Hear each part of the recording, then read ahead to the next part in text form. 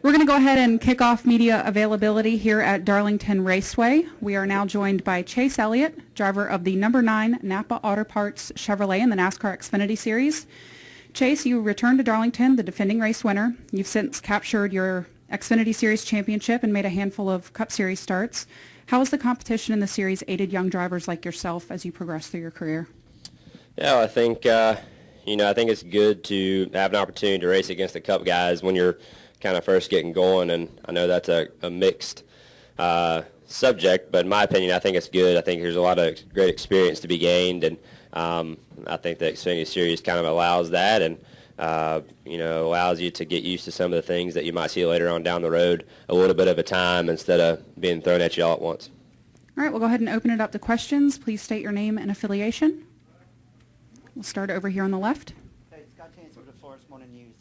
What goes through your mind when the siren sounds in your hometown when you win a race, just like your dad used to for your dad? Yeah, well, I've never been there to hear it, so I don't 100% know what it's like. But for me, I know that's if it's going off, that means it was a good day. It hadn't gone off in a long time, so I'm hoping it's not broke and we can get it to ring again here soon. We'll go to Bob. Bob Parker, CSPN. How familiar are you with Bill's winning the Winston Million? I mean, did you do any research or anything since you're kind of running a somewhat of a throwback scheme and just the anniversary this weekend? Yeah, for sure. I mean, I wasn't here, but I've watched videos and seen the broadcasts and stuff and videos of that win and stuff, and I've heard him tell stories of the weekend and kind of how they went about. And they didn't have a ton of cars, and they had kind of set that car aside leading into that weekend. And I think they had run here in the spring, and I don't know if he had won that race or finished second, but that instead of running that car a whole lot more, they just kind of set it to the side and kind of left it for this race just in case it came down to it. I think they had a good car at Charlotte, I guess, the week before and had an opportunity to win it, and had something happen. So just the way they went about their whole strategy of going about this race and having a chance to win $1 million was spectacular in itself. But to have the mindset and the plan to go about it that way, and then to show up and execute like they did, I think is very impressive to do with what little they had back then. Bruce Martin, Speed Sport Magazine. You're a young driver just getting started, but a lot of times you hear veteran drivers talk about, that was a stupid move somebody made. In your mind, what do you see as the difference between a brave move and a stupid move? Well, I guess if it works, it's smart. But, I don't know. If you want to see a stupid one, last week for me was a couple bad ones. So, I don't know. You try to put yourself in good positions, and you try to be aggressive when you feel is necessary. Obviously, you don't want to be too aggressive, so it's definitely a fine line. But there's times where you might have to get braver than you might want to. But at the end of the day, if you can luck up and make it work, that's good. And if not, maybe taking the road to try not to put yourself in a bad spot is a good one too. So I don't know. It's hard to explain. It's definitely a fine line and something that you can't really prepare for it. You just have to be in the situation, and I think the more you're in those moments, hopefully the better you get at them, and that's definitely, I think, an important piece of the race weekend and trying to win races. All right, we'll come up here to Pete. Chase, Pete Iacobelli, Associated Press. Chase, people talk about how the experience at this place really helps, yet, last April or 18 months ago, you were able to kind of navigate this place pretty well. What was it about Darlington that maybe suits your style?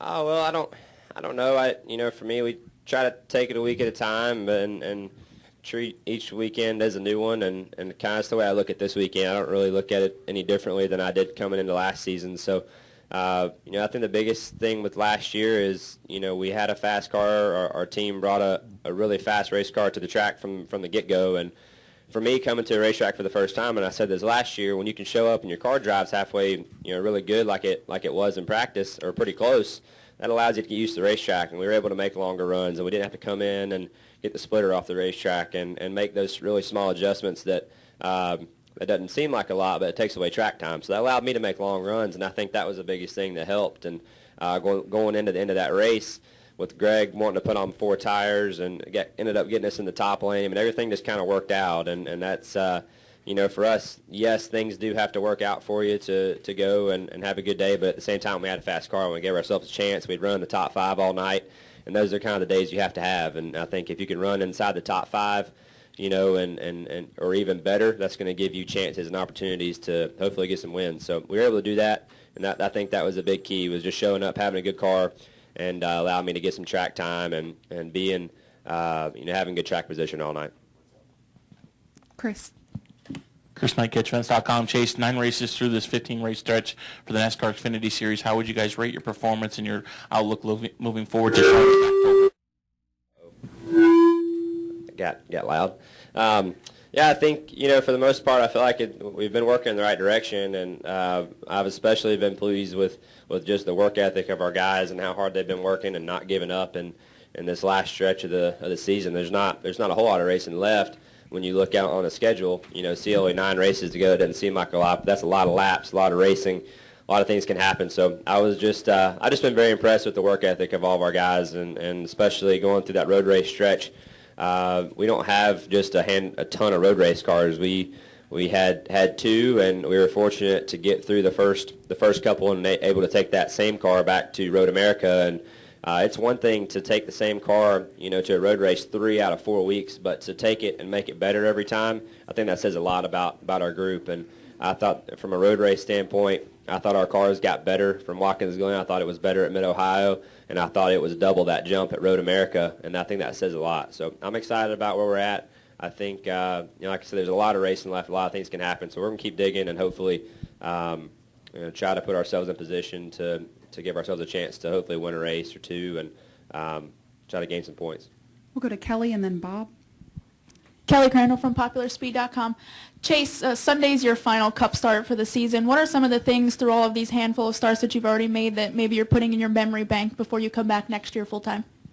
Yeah, well, I hope we're here Sunday. That's the big thing, is getting in the race first. So that's been the biggest thing this year is I think having to qualify in those races. It's not the most easing feeling going into qualifying, knowing that you're not in the show, and it's a fine line of wanting to put up a good lap and not doing something real dumb. So just trying to keep that in mind. Hopefully we can get in the show. But, I think it's definitely been a big learning experience. Definitely Martinsville was, as everybody saw, was a bad day for me. But it definitely not the way I wanted to get things started. But I think since then, I thought Richmond went really good.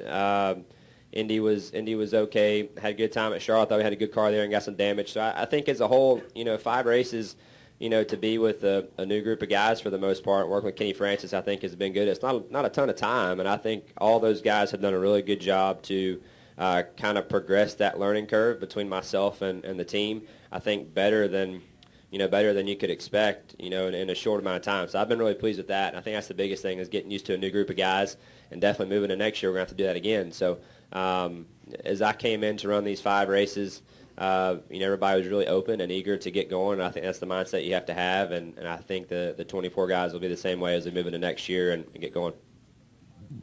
Bob. Bob Hockers, ESPN. Do you feel fortunate that this race is one of the 2 low downforce races, considering most people believe that you'll be running at least close to this package next year? Yep, absolutely. Great question. I think, I'm excited about that. I think more than I have been about the other ones, because, as you said, it kind of, we obviously don't know what's going to happen, but if that is going to be the move for next year, we've been fortunate to drive the normal package, the high downforce package, and then this weekend hopefully we can get in the show and run the low downforce. So if that is the direction they go, I think that'd be great. I think it's very important to have a race under your belt with that package. I think the cars are going to drive a lot different than they did at the other races that I've run. From what I've seen watching Kentucky on TV, it seemed like the cars were handling different, and watching practice and stuff, guys went about the racetrack differently. So I definitely think that's huge, and to have this weekend, in that configuration will hopefully help us moving forward. Chase, this is a 2-part question. How has your dad's NASCAR legacy inspired you, and has it sunk in yet that your next Sprint Cup race after this is going to be in the number 24? Obviously, Dad's, he's played, a huge role in my racing. He's been around since day one, and I can count on one hand the amount of races he's missed in my career, and that says a lot. He's not the he's a busy guy, and he has a lot of things to do, and he's made a point to go to a lot of my races, and he's definitely, the reason I have the opportunity, I've had today. We've done a lot of racing together, been fortunate to go to a lot of racetracks, and he's definitely been involved in a major way. And as far as the Cup races go for next year, it really hasn't sunk in yet. And as I've told a bunch of people, I don't know that that's really going to set in until we get there and get going. There's just so much going on right now with wanting to try to get in the Cup race this weekend. Running the Xfinity race. Trying to make gains there. There's just so much going on. I don't think it's really had time to set in. But I think as we get closer and closer to Daytona and we get through the end of this season, I'm sure, as conversations ramp up, more meetings start to happen, we start going to get fitted in seats and all that stuff, I think that's when it's going to start to set in. And definitely when we get to Daytona and start those practices down there, it'll be a special moment for me. We'll go ahead and finish up with Pete. Jay, speaking of the 24, obviously, Jeff's last time here at Darlington as a regular driver, thinking about him winning 7 times here, that's an amazing feat in itself. What can you take? I mean, what does it take to kind of build that mastery on a track, and what can you take from that as you go forward in the 24? Yeah, well, that's a tough question because this isn't the only place he's dominated at, and usually when you see a list of guys who've won at a racetrack repeatedly, that's not the only place they win at. So he's obviously made history at a lot of other places other than just here, and I think that separates him from a lot of other guys. He's been able to win at so many of the racetracks that they go to. I think there's only a handful he hadn't won at, and that's just amazing in itself. So I think that's the biggest thing you look at there. I think if a guy wins at a racetrack a bunch, odds are he's won at other places a lot too. So just keep that in mind, and definitely great goals to shoot for, but you got to start somewhere, and any win anywhere would be great for me. I'm not going to get picky. I know that. All right, Chase, thanks for joining us, and good luck this weekend. Yeah, thank you.